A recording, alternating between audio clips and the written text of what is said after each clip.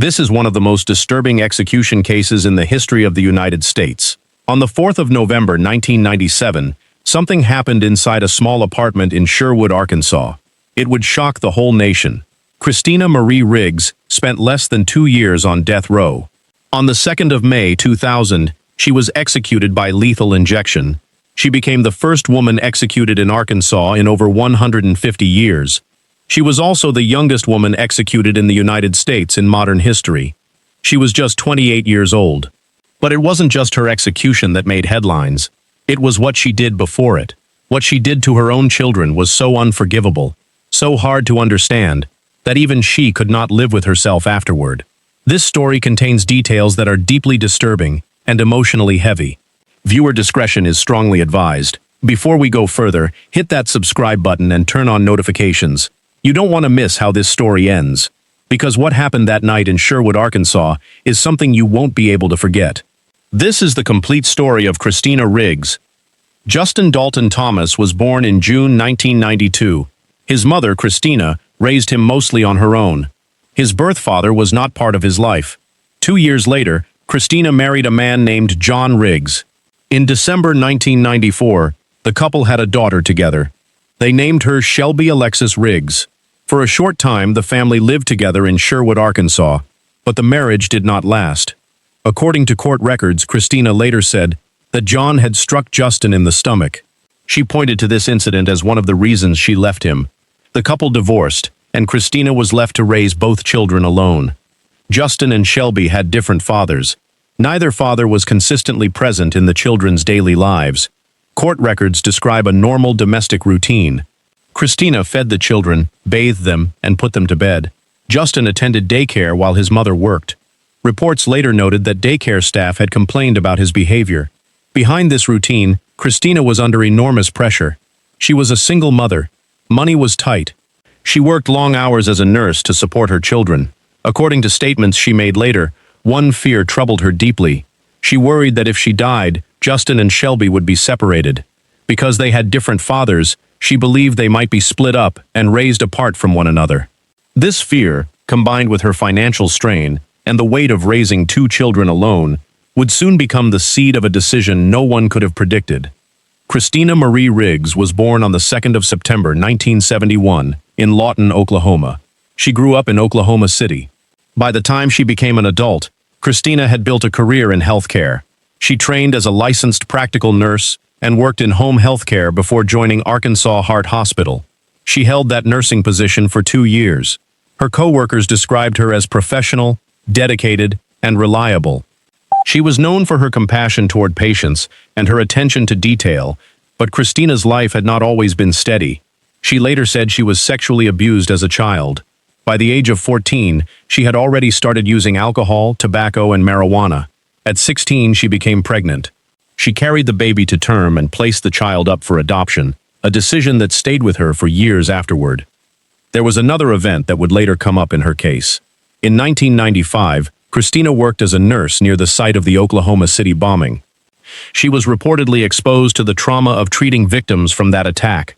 This experience would later be raised as a factor in her declining mental state. To everyone around her, Christina looked like a capable, trustworthy nurse. She showed up. She did her job well. She earned the trust of her colleagues. None of her co-workers suspected what she carried out of that hospital. The 4th of November 1997 started like any other Tuesday at Arkansas Heart Hospital.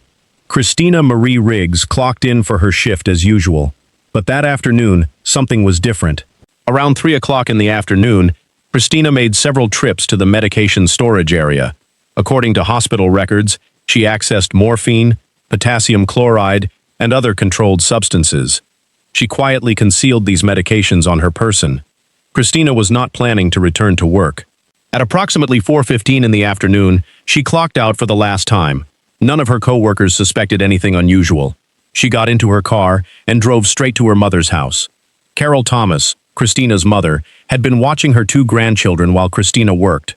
5-year-old Justin and 2-year-old Shelby were there when their mother arrived. But Carol noticed something was different about her daughter that afternoon. There was a heaviness in Christina's eyes. There was a distance in her voice. "Is everything okay?" Carol asked. "Yes, Mom." "Everything's fine," Christina replied. She handed her mother some money she owed her. Then she gathered the children, buckled them into their car seats, and drove the short distance back to their apartment. Carol had no way of knowing what her daughter had already decided to do that night. Christina had already made her plan. In addition to the drugs she took from the hospital, Christina had earlier obtained amitriptyline, a powerful antidepressant, from a local pharmacy. Combined with the morphine and potassium chloride from her workplace, she now had everything she believed she needed. Back at the apartment, Christina went through her normal evening routine. She prepared dinner, she played with the children, she gave them their baths. To anyone watching, it would have looked like an ordinary evening, a mother caring for her two young children. But behind this routine, a plan was already set in motion. Around 8 o'clock in the evening, Christina crushed several tablets of amitriptyline. She mixed the crushed medication into the children's food. Justin's dose was hidden inside a piece of candy, given to him as a reward for being good. Shelby's dose was mixed into her food. The medication was meant to make the children drowsy. It would make them calm. It would make them less aware of what was coming next. Neither Justin nor Shelby had any idea what their mother had already decided. Before we continue with what happened next, take a second to hit that like button. It helps more people find this story. Now, let's go back to that apartment in Sherwood, Arkansas. By 10 o'clock at night, both children were sedated. Justin lay in his bed, and Shelby lay in her crib. Christina tucked them in, kissed their foreheads, and told them she loved them. The children smiled at her, unaware that this would be their last night alive. Christina sat in the living room and waited. She needed the medication to take full effect. In her pocket were syringes filled with potassium chloride, the same chemical used in lethal injection executions. Around 11 o'clock at night, she entered Justin's room first. Christina injected her son with potassium chloride, but she had made a critical mistake. She had not properly diluted the solution. As the chemical entered his body, Justin's eyes flew open. The pain hit him instantly. According to court records, Justin began to cry out. He did not understand what was happening. He only knew that he was in pain, and his mother was the one causing it. "Mama, no! Mama, please!" he cried. Christina panicked. She grabbed another syringe filled with morphine, hoping it would calm him down. Did not work fast enough. Justin continued to cry and struggle. In her panic, Christina picked up a pillow. She pressed it over her son's face and held it there. Justin struggled against her, but he could not overpower her. After several minutes, he stopped moving. He was gone. Christina then walked to Shelby's room. Her 2-year-old daughter was still asleep, deeply sedated by the medication. After what she had just witnessed with Justin, Christina could not bring herself to use the injection again. Instead, she lifted Shelby from her crib and held her close. Then she placed a pillow over her daughter's face. Because Shelby was already so deeply sedated, she barely stirred. Within moments, she stopped breathing. Both of Christina's children were dead. Christina carried their small bodies into her own bedroom. She laid them side by side on her bed and covered them with a blanket, as if they were only sleeping. Then she sat down and wrote 3 letters. One was addressed to her mother, Carol. One was addressed to her sister. One was addressed to her ex-husband, John Riggs. After finishing the letters, Christina turned to her own plan. She swallowed 28 tablets of amitriptyline, far more than a lethal dose. Then she injected herself with the remaining potassium chloride. She collapsed on the floor beside the bed where her children lay. It was supposed to end there, all 3 of them, together. But Christina Riggs didn't die. On November 5, 1997, Carol Thomas woke up with a terrible feeling she could not shake. She tried calling Christina several times throughout the morning. There was no answer. By early afternoon, her worry had turned into dread. At around 4 o'clock in the afternoon, Carol drove to Christina's apartment. She had a key for emergencies, and this felt like one. The apartment was silent, too silent. There were no sounds of children playing, no television, nothing. "Christina," Carol called out. No response. She walked down the hallway toward the bedrooms. That is when she found them. In Christina's bedroom, 2 small figures lay motionless on the bed, tucked in as if sleeping. But something was wrong. They were too still. On the floor beside the bed lay Christina, unconscious but breathing. Carol immediately called 911. "My grandchildren, they're not breathing. My daughter, she's on the floor. Please hurry," she said, according to court records. Police and paramedics arrived within minutes. Emergency workers determined that both children had been dead for hours. They were pronounced dead at the scene. Christina was still alive, though barely. Paramedics rushed her to Baptist Memorial Hospital. Doctors worked quickly to stabilize her. Against her own plan, Christina Riggs was going to survive. Back at the apartment, detectives began processing the scene. They found syringes, empty medication vials, and traces of morphine and potassium chloride. Beside these, they found 3 handwritten letters that explained everything Christina had planned. The evidence made one thing clear. This was not an accident. It was a planned act, followed by a failed attempt to end her own life. Detectives contacted the hospital with clear instructions.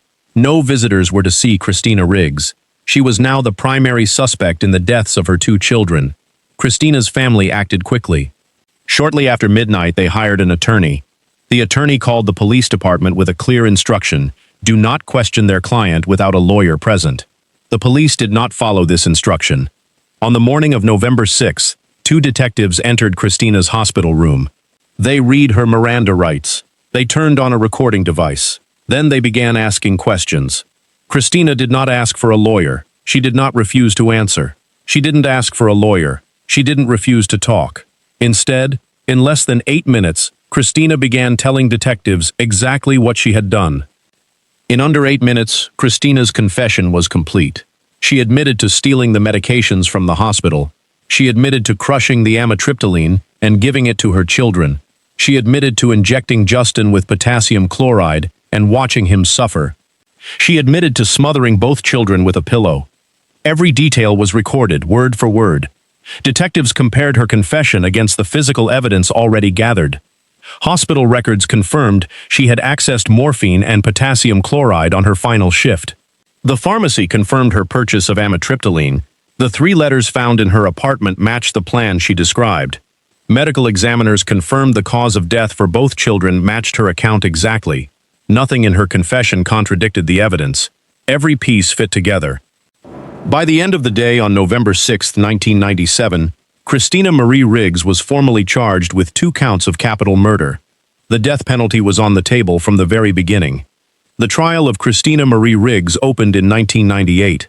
The courtroom in Pulaski County was packed with media, spectators, and family members from both sides. Christina entered a plea of not guilty by reason of mental disease or defect. Her defense team argued that she was not a cold-blooded killer. They said she was a woman broken by years of untreated trauma. They brought in psychiatrists who testified that Christina suffered from severe depression and post-traumatic stress. They pointed to her childhood, her reported sexual abuse, her substance use at 14, and her teenage pregnancy at 16.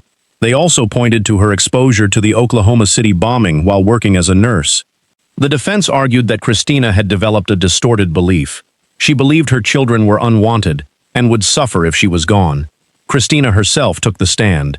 She spoke quietly, often in tears. "I kept thinking, who's going to take care of them when I'm gone?" she told the court. "In my mind, nobody wanted them. I thought the kindest thing I could do was take them with me." The prosecution presented a very different picture. They called witnesses who said Christina had been seen at karaoke bars while her children were left locked in their room. They argued that this was not a woman destroyed by illness. It was a woman who planned, using her medical training, and carried out a premeditated act. The jury deliberated for several hours. They returned a unanimous verdict, guilty on both counts of capital murder. During the sentencing phase, Christina stopped her own attorneys from presenting further defense. "I don't want life in prison. I want the death penalty," she told the court. "I want to be with my babies." The judge granted her request. Christina Marie Riggs was sentenced to death by lethal injection. Christina was transferred to the McPherson Unit, the state's facility for female death row inmates. Unlike most people sentenced to death, she did not fight to stay alive. Within 2 years of her conviction, she had waived every appeal available to her. "I took my babies' lives," she said in a prison interview. "Now I want to give mine. It's the only thing left I can do." Her execution date was set for May 2, 2000. On May 1st, Christina spent her final full day at the Cummins Unit, where the execution chamber was located. She declined all visitors, no family, no friends. She spent most of the day alone, reading and writing. At 6 o'clock in the evening, she was asked for her final meal request. She chose a supreme pizza with extra cheese, a garden salad, fried pickled okra, strawberry shortcake, and cherry lemonade. She ate most of it. At 8 o'clock, the prison chaplain visited her. She declined formal religious services, but spoke with him briefly. She expressed remorse for what she had done, but said she wanted to proceed with the execution. "I'm ready," she told him. "I've been ready since the day I woke up in that hospital." At approximately 8:30 in the evening on May 2nd, Christina was escorted into the execution chamber. She was strapped to the gurney. Because she had worked as a nurse, she understood exactly what was happening. For nearly 15 minutes, medical staff struggled to find a usable vein in her arms. She remained silent through each attempt.